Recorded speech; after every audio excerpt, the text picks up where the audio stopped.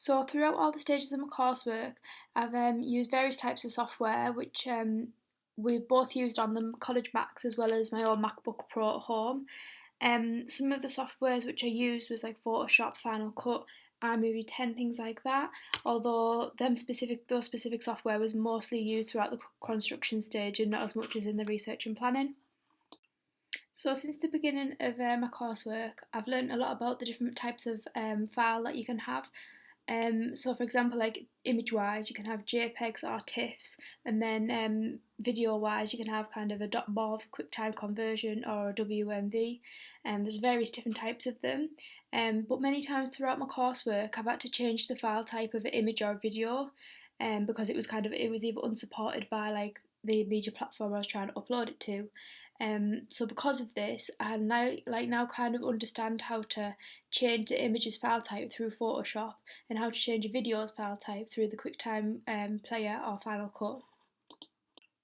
So from the beginning of my advanced portfolio, I've learnt a lot about the file management, because in my first year of college, my files for media work were quite unorganised, and I found it hard to keep a track of where I'd saved my work and images I downloaded off the internet, things like that. So in light of what I've learnt in the first year, I decided to keep all of my media work in one file on the Mac at college. So I organised a file on the local drive, which is where the scratch discs for Final Cut was set to, and also all my other important work, such as like my print products and things like that, was saved there. And then for less important work, such as like downloaded files off the internet, things like that, and like font things off Dafont and that. I saved them to my own area on the computer, but again, I had file names for this and I was quite organised through that. Also, when I was saving these things from the internet, as well as from the software itself, I started giving them the correct file names because at first I wasn't. I was just letting them save as whatever they wanted to, but it was kind of becoming a point where everything was like unrecognisable. I didn't understand what anything was. I was having to open everything each lesson to find my work, things like that. So I started like naming all the files correctly. It made it a lot easier. So overall, I found it easier with my work like this, and it allowed me to become more organised. And when using these files with both the software and online tools. So throughout the research and planning stages, I use software continuously in order to illustrate my work in like a dynamic way. In the skills development week of college, I used InDesign for the print product I made. Using InDesign really helped me understand like the layout of a typical double page spread. And even though we weren't kind of using this in our coursework later on, it did help me come to grips with the Adobe software. Because obviously it's the same creators who made Photoshop to InDesign, so a lot of the tools were the same. So I found this quite helpful for when I eventually came to make my print products in my advanced portfolio. Also, I'd used other software such as like Microsoft PowerPoint when I was doing my genre research because I found it easier to present my work in this way because it was quite visual and it was just short, snappy slides because the genre research was more about the different types of genres and it was just a thing of like each genre had 3 points. So rather than dragging it out over a long blog post, I thought to just do it in a PowerPoint. Also on the PowerPoint I did a voiceover as well, which is something I'd never done with that before. So that was something new which I'd learned how to do. So yeah, I've also used Windows Movie Maker to make some reflection videos, as well as when I was doing my research into my promotional packages. This was quite in depth when I was using Movie Maker for this because for the promotional packages we had to kind of present it in a engaging way. But also obviously had to explain what a promotional package was, what was included in it. So when I was using Windows Movie Maker, I obviously did, I think I did videos or a voiceover of me speaking, and then I inputted images of the posters and magazines and merchandise and everything like that from a promotional package in a movie. So that was something I hadn't done before, where I was like downloading things off Google onto my own Mac and then importing these into Windows Movie Maker, then obviously sorting them out all in the timeline, things like that. It was one of the first times I'd really used Windows Movie Maker, like a majority, like a majority of all the tools on it. I used everything from like the transitions, things like that, cutting clips down, organising them, adding text overlays, things like that. That was something quite new which I hadn't done yet, so that was another thing which I'd learned throughout the process of this. Another software which I'd used is the Grab tool on the Macs. I used it to do the screen grabs of Facebook and Twitter for my promotional packages, because this was the way they were kind of promoted over through the internet.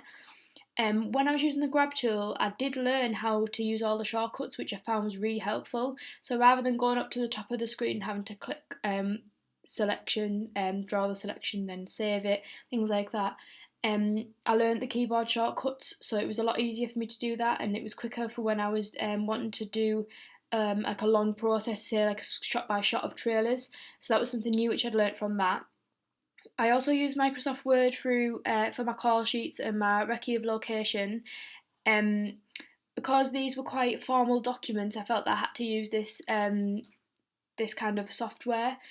So obviously I have used it before for a lot of other coursework, but I'd never actually used it to kind of present it in like a visual way.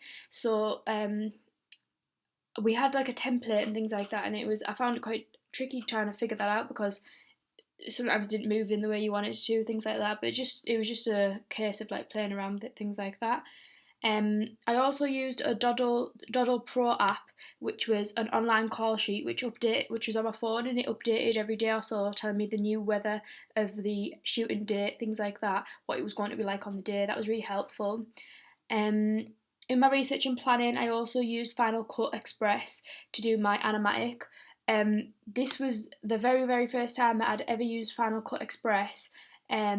So as you can imagine, I didn't really understand what to do with it. I did ask for some help off my media teachers and my friends in the class, which was helpful, but then I also found it was more helpful to just go on YouTube, watch basic tutorials of how to like import all of my media, how to cut clips, how to get them down into the timeline, which window was for which, things like that. Just literally the basics of what Final Cut Express was. So when I was creating my animatic, this was the very first time I'd ever used Final Cut, and I found it quite hard at first, because obviously with it being a new software to me. But overall, I think I learned quite a lot from my animatic, even though it was just inputting plain images and then arranging them on the timeline and keeping them on for a certain amount of time. It did teach me a lot about the software. And finally, for my research and planning, I use Photo Booth for my audience feedback videos. I'd used this once or twice in my first year of college, so I was quite familiar with using this software. There wasn't really much new for me to learn about this one. So yeah. Overall, the software allowed me to complete my research and planning to quite a high standard, and also so I could present it in a new way. Obviously, I presented it through Blogger, which was an online tool. But overall, the software which I used allowed me to like kind of upgrade my coursework in a way. Throughout the construction stage, I've used a wider variety of software. I think this is because the media package was mainly constructed over 3 types of software, rather than in my research and planning. It was little uses of a lots of software, where this one it was a lot of use of a few software. So first of all, Photoshop was the main one which I used. I used this to obviously, first of all, it was to draft up the production company logos, as well as my intertitles. When I was doing this, I didn't quite understand what I had to use, so I consulted my media teacher, and he kind of explained to me that I needed to have the right template size, the right image size, canvas size, whatever you want to call it, and then work from there and use that same size for every single one. Otherwise, it wouldn't import into Final Cut. So this was first of all, the first thing I learned about how 2 media softwares can work together, but you also have to kind of know kind of bit of information first before you can make these 2 work. Because if I was to set out and just make my intertitles on any template, any blank page, then it may not have imported into my Final Cut project. So this was one of the first things that I learned about that. Also, when I was creating my intertitles, I found that it was better to first of all do like a test shot on Photoshop and then import into Final Cut and see what it looked like in the viewer, because sometimes the text was cut off and I needed the guidelines on it more. So that was another thing which I'd learnt and picked up over the process. Another thing I used Photoshop for was for the first draft of my print products, because when we were supposed to be doing finishing off our bits of research and planning, I was quite ahead in the class, so I decided to draft up my print products just by getting the blank page, and then for my poster adding in the main image, all of my credits, and then for the poster doing my masthead, the banner, all the cell lines, main cell lines, the banner across the bottom, the barcode, little things like that. So basically, I just constructed like a blank page with all of the typical media conventions on them. So when I was doing this, it was kind of replicating what I did in the first year, because I did do print work in the first year, but it was kind of different in the sense that I had two pieces to do and they were both different. I had a poster, which I'd never done before, and a magazine, which I had done before. So I found it easier to first of all do the magazine, because I was used to using the text tools, the spacing tools, things like that, how to arrange the colours, import texts from the font onto the Mac, then open up the font book and install them, things like that. I was used to doing things like that. Whereas when it came to the poster, I wasn't first of all sure on what I was doing. Although I just kind of thought back and thought, right, what was my research about? So then, as soon as I remembered, obviously, the typical conventions of a film poster, it was quite easy to then construct it from there using the knowledge which I'd learnt from constructing the magazine one. Of course, this was without my images, because at this point I hadn't shot any of my footage or taken any photo shoots, anything like that. After this, then I use Photoshop mainly to just the process of assembling my final print products. Um, Over this time, a lot was learnt about Photoshop. I learned a lot about the different images and how the quality of the images really does matter on the poster, because obviously Photoshop shows it for what it really is. So then obviously if you get a poor quality image and then it doesn't quite work with the poster, things like that. And then also editing images, you can edit it, you can like go overboard and edit an image too much. So it was a case of me just figuring it out and understanding all the tools properly. There was a lot of new things which I had learned. I'd learned how to use the magnetic lasso tool, which I'd never done before. I used this on my rough cut poster. However, when I did come to construct my final product poster, I did find Photoshop a lot easier because I was used to using it a lot by then. Um, so overall, Photoshop played a big part in the construction of all of my print products. Another thing I used Photoshop for a lot was to change the file types of images, because often when I was uploading to Blogger, say if it was things like screenshots of me actually assembling my products on Photoshop, um, the file type of which a screenshot was didn't comply with what Blogger wanted it to be. So I kind of had to open up every single screenshot into Photoshop, save them as a JPEG, and then input them into Blogger. So that was another thing which I'd learned how to do. And then obviously as I'd had to do this quite a lot, with there being a lot of screenshots, things like that, I learned kind of the keyboard shortcuts on how to open it up, save it, open a new one, save it, kind of things like that, made it a lot quicker. So I think overall in Photoshop, I have learned a lot about the tools itself, as well as all the little shortcuts which make things just that little bit easier when you're working on there. So the next software which I used a lot through the construction stage was After Effects. Now in college, this was the first time we'd ever had After Effects before, so even the media teachers were unsure on how to use it. So they did spend a lot of time themselves trying to figure it out, and so did all of us.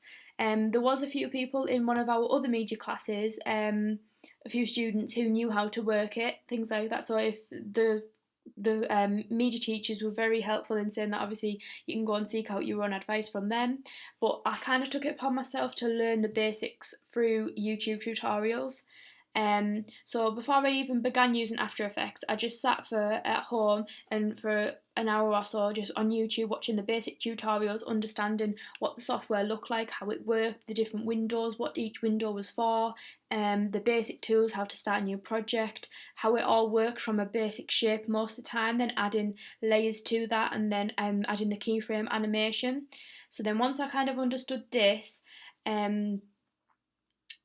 I then constructed my production company logos, because I did wanted some animated, even though had already made some in Photoshop.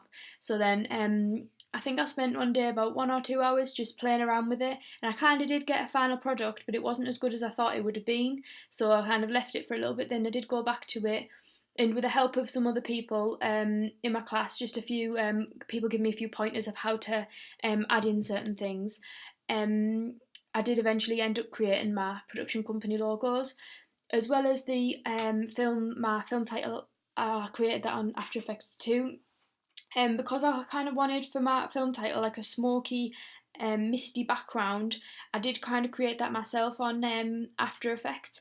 It was all done by creating first of all an image and then adding on the layers, the different effects, and it kind of grained it out, and then you added in the colours, things like that, and it was just you just kept adding to it and adding to it, and then eventually it ended up as what you want it to be. And then from this, you add in the keyframe animation, and it comes, and then like that makes it move across the screen.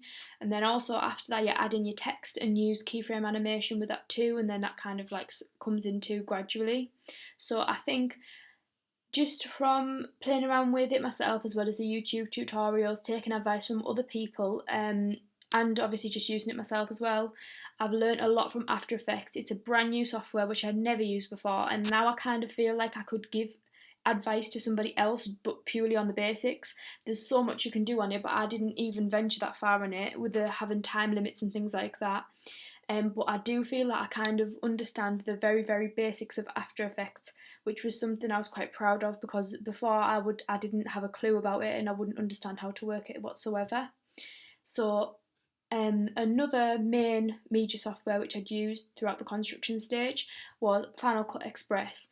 This was used purely in the construction of my trailer. As I said before, the first time I ever used Final Cut was to make my animatic, and even then it was only just a simple case of importing my software, popping it into the timeline, organising it on the timeline, making sure each shot stays on for however many seconds I made it, then exporting it as a QuickTime conversion straight into YouTube, then back into my blog. Where obviously for a trailer it's a lot more complicated and like than what the animatic was. So for my trailer, obviously I knew the basics of how to log and transfer all my footage onto Final Cut. Then from this, I kind of had to watch all of my shots, and so I could get a better idea of what worked out best, what shots I was going to use, things like that.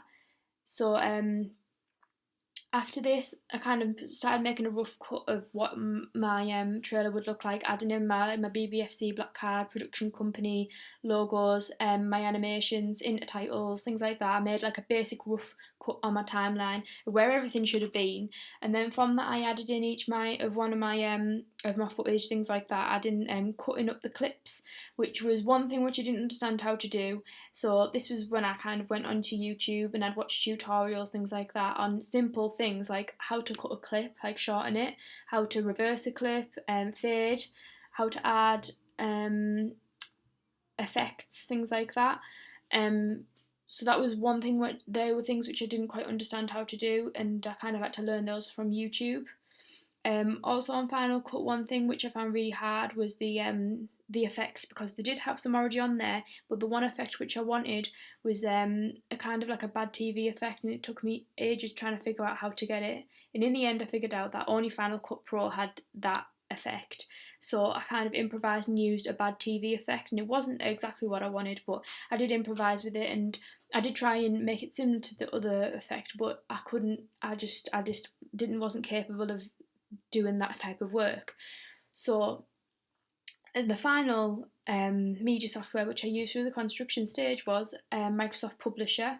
I only used this once, and it was for the analysis of my trailer against the professional products.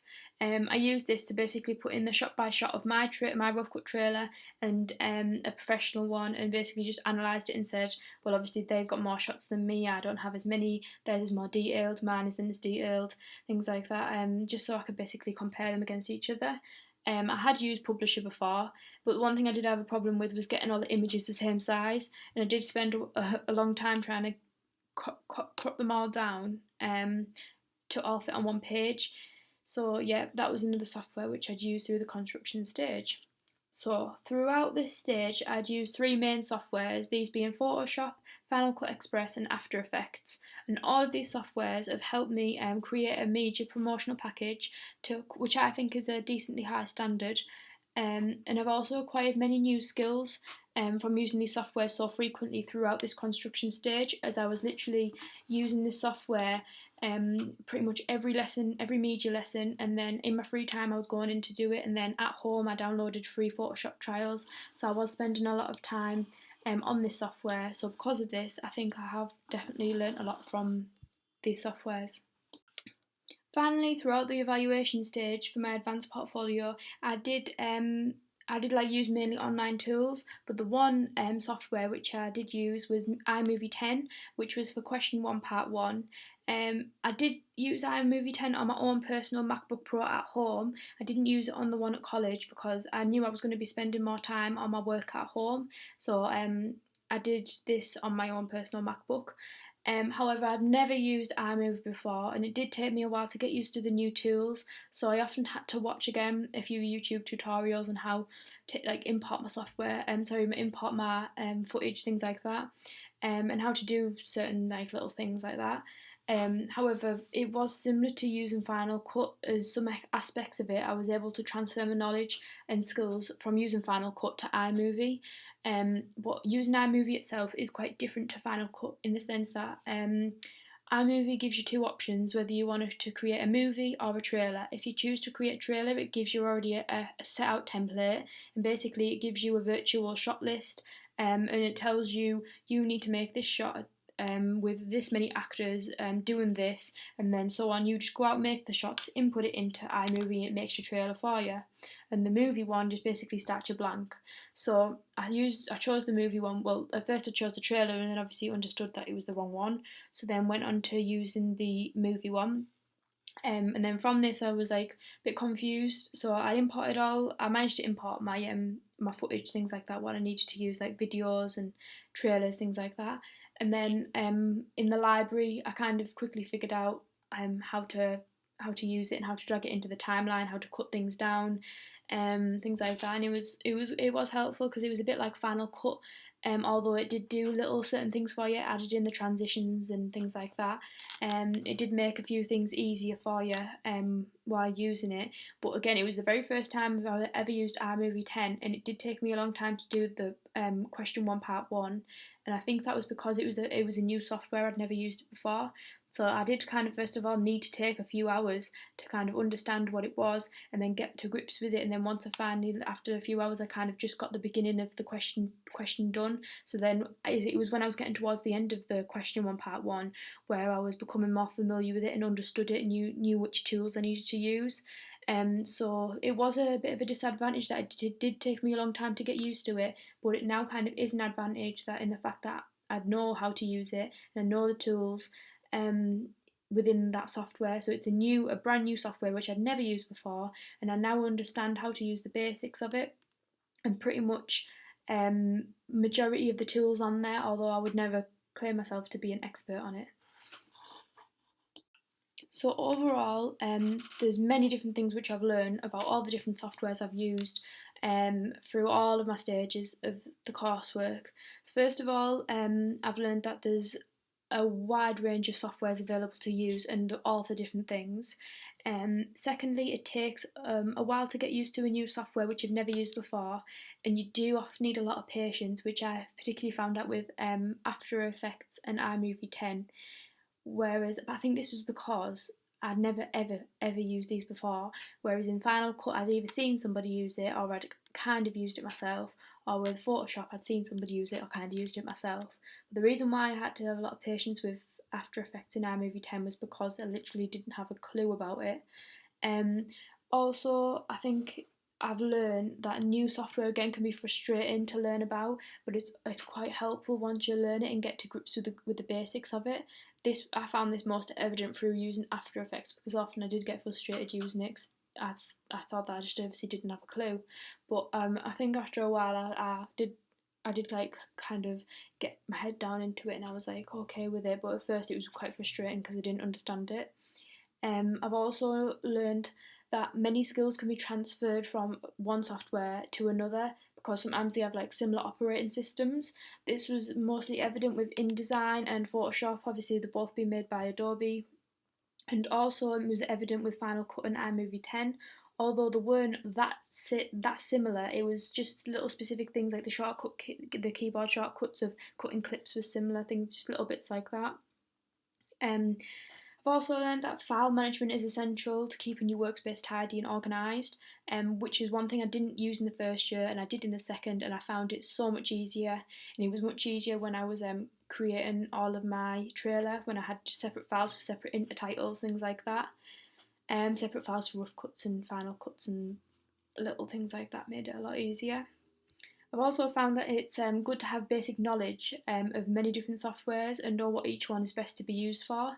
Because when it came to like the evaluation stage and we had to use different types of media softwares and online tools, I found it quite easy for me to understand to like know which media tool I was going to use for which question, because I understood what was asked of me of the question and what type of detail I was going to have to go in and what I was going to have to show in that question, and then kind of thought about which media tool was best for that and which one would present it in the best and easiest way for me to create it. I've also learned that it's often handy to have a basic knowledge of the different file types and which media platforms accept the different file types, because many of times I went to upload things to YouTube and it was the wrong file type and I spent ages trying to figure it out, things like that. And the same with the images and Photoshop, it's good to know what file type has to be to upload to each media platform. And finally, I would say that overall the software isn't excellent, but it can sometimes be a very complicated thing. But it is exciting to learn about, and there is often a lot to learn. But once you understand the basics, it can become quite easy to use. And once you know kind of your own way around the software and what to do with it, you can venture from there on and like make on little silly things just to get used to the software. So overall, I've learnt a lot from the software used throughout all the stages of my coursework.